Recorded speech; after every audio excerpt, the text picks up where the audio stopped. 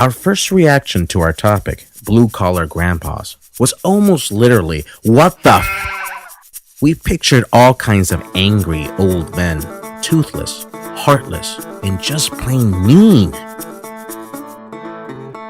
Initially, we weren't really sure where to look. There was a lot of aimless wandering in the streets, and we did experience some rejection. But then, we caught a glimpse of our first true blue-collar grandpas on South U, so we chased them down. They were from Penn State, and they offered some insight on hypnosis. While we were grateful we had had a breakthrough, we realized it was time for a group meeting. At our group meeting, we developed a new strategy to better use our time. We decided that we might be better served visiting a place where grandfathers were certain to be found, a senior center. So to a senior center we went. After returning to the center later, we spoke with an assistant who arranged for us to meet with a grandpa, and by the time we were done talking to him, 2 more men wanted to speak with us. The sad thing is that they don't get a lot of visits from young students, so they took extreme pride in seeing a young person interested in their life, happy to tell a story and connect with students from the university. As camaraderie is very important, they were willing to give us details. In order to both entertain and provide a service, we brainstormed what we could do that would be meaningful to these men.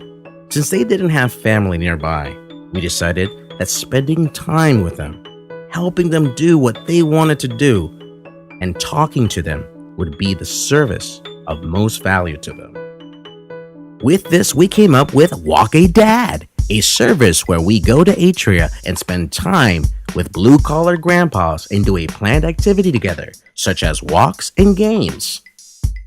To test our service, we went to Atria and talked with Herb, whose daughter paid us $20 to walk and spend an hour with her dad twice over the next 2 weeks. She really liked the idea of her dad interacting with younger people and thought he would greatly enjoy the experience. There were other blue-collar grandpas at Atria who are not able to walk, but who asked if we could come play cards and do other activities with them. While we haven't yet done these other activities, there is plenty of potential for these requests, and they provide the opportunity to develop this service into something that can provide joy for elderly men of all capabilities. Of course, as future activities might not involve walking, we might have to change our name. Additionally, there is room for change in the price of the services. We might consider $40 a month to walk or spend time with a blue-collar grandpa once a week for an hour. Lastly, this kind of service can be delivered by a variety of people, such as student groups. The services, too, could expand past individual experiences into activities and event planning for the entire center. So our final business model canvas looks like this.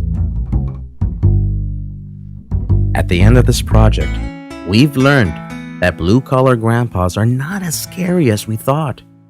In fact, they can be extremely compassionate, interesting, and wise people with much to share with younger generations.